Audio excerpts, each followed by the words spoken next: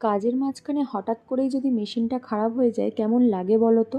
Hello everyone, আমি অর্পিতা। আমি জয় ব্র্যান্ডে কাজ করি এবং তার সাথে সাথেই ঘরে একটা ছোট্ট টেলার চালাই। আগে আমি প্রফেশনালি টেলার ছিলাম, কিন্তু ব্র্যান্ডে ঢোকার সাথে সাথেই সেটা আমার প্যাশন হয়ে গেছে। কিন্তু আমার ইচ্ছা আমার এই প্যাশনটাকে আমার মেন প্রফেশনে আবার ফিরিয়ে আনা, কিন্তু সেই রাস্তাটা এতটাও সহজ না যতটা আমি ভাবি। তো যাই হোক, তোমরা তো অনেকেই জানো এই প্রোফাইলে আমি আমার মিনি ব্লগের সিরিজটা এতদিন ধরে চালাচ্ছিলাম। তো আজকে আমার মিনি ব্লগের ডে 22।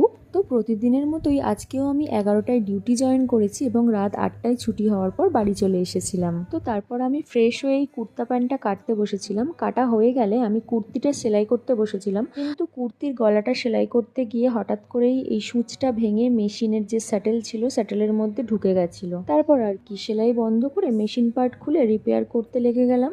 আসলে সেলাই করতে গেলে না ছোটোখাটো মিস্ত্রিও তৈরি হয়ে যেতে হয়, কারণ এইটুকু একটা সামান্য প্রবলেমের জন্য এখন দোকানে গিয়ে পয়সা খরচ করার কোনো মানেই হয় না। তো প্রায় 1-1.5 ঘন্টা মেশিনটা ঠিক করতে টাইম লেগেছে। যতই হোক হাতুড়ি মিস্ত্রি বলে কথা, একটু তো টাইম লাগবেই, তাই না? তো যাই হোক, তারপর আমি এক এক করে পার্টগুলোকে জয়েন্ট করলাম। তারপর সেলাই করে দেখলাম যে একদম ঠিকঠাক সেলাই পড়ছে, কোনো রকম প্রবলেম হচ্ছে না। তো এই করতে করতেই না অনেক রাত হয়ে গেছিলো। তারপর আর আমার এনার্জি লাগছিল না, তাই ফ্রন্ট পার্টটুকুই শুধু রেডি করে রেখে দিয়েছিলাম। এবার ভিডিওটা এডিট করতে বসতে হবে।